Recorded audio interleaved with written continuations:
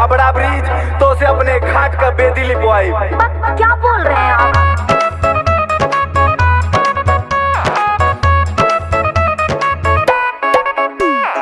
पप्पू बाबू पप्पू बाबू पप्पू बाबू आईए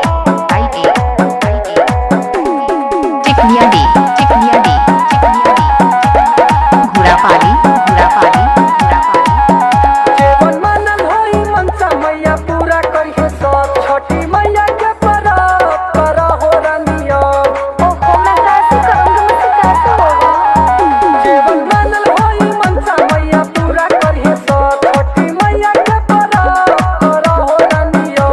ओहो, पूजा पाठ के न राजा हम मानतनी। ए जी, नाही बाटे न बोले जो हम जानतनी, नहीं जानतनी, नहीं बाटे न बोले जो हम जानतनी, नहीं जानतनी। अरे अरे धनिया गोड़ लगा हमरे माई का, अगर खुश हो जाई तो तोके अपन पतो बनाई हो। ए बार अपने खड़ा हुई गंगा माई में, अगली बार तोके खड़ा कराई हो। ओहो, ये क्या बोल रहे हैं आप? समझ में नहीं आ रहा, मुझसे नहीं होगा। यूपी बिहार का पर्व हो पगली, समझ में आ जाई।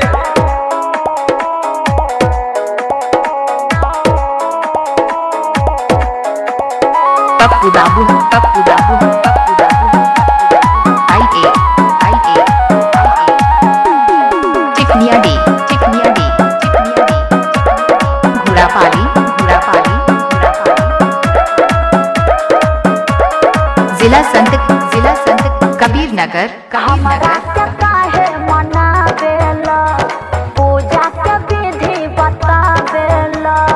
जेकर दिवाई भूखल बानी बजरिया से फलवा लियावे ना। भूखल, ये क्या होता है? हमरा के काहे मनावेला, पूजा के विधि बतावेला। ऐसे न बोला हो छठी माई के कृपा पूर्वज भी हमके बतावेला। अरे पगली, बड़ा कठिन होला छठी माई का पर्व। तो मैं क्या करूं? मुझे ये सब क्यों बता रहे हैं?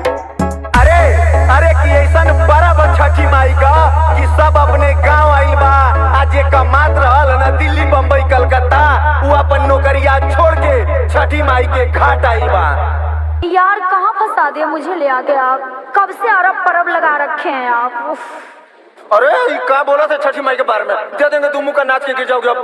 क्या बाबू, परब के लिए मुझे मारोगे? नहीं करब कुछो, अब हम ठाना तनी।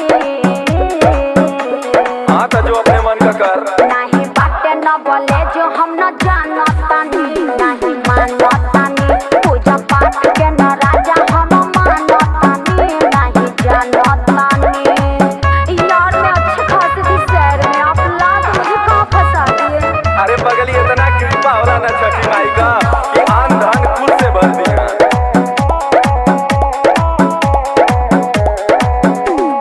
पप्पू बाबू आईए चिकनिया डी सब लोग लगबले आसबा।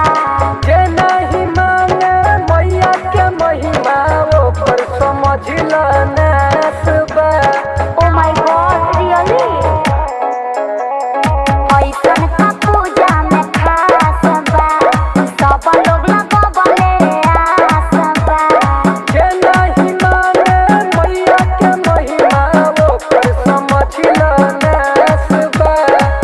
शिवम अंकित तोहार बात मान गइनी। जय हो जय हो। परब छठी माई के हम जान गइनी। परब छठी माई के हम जान गइनी। अरे अरे करेजा हमार कहनी कि राजा तो हर कुल बतिया मान गईनी। अरे ई पूजा पाठ में हमार कबो मन ना लगत रहे, लेकिन जय हो छठी मैया, तोरे आशीर्वाद से पूजा कई कुल विधि जान गईनी। भैया भौजी हो पूजा करे जान गइनी। मान गइनी। भैया भौजी हो पूजा करे जान गइनी। मान गइनी। 97 94 28 50 96